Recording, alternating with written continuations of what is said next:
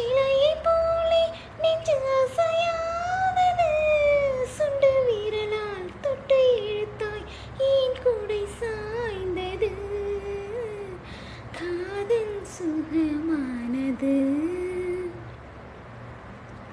சொல்லத்தான் நினைக்கிறேன், சொல்லாமல் தவிக்கிறேன். காதல் சுகமானது. வாசற்படியோரமாய் வந்து வந்து பார்க்கும் தேடல் சுகமானது.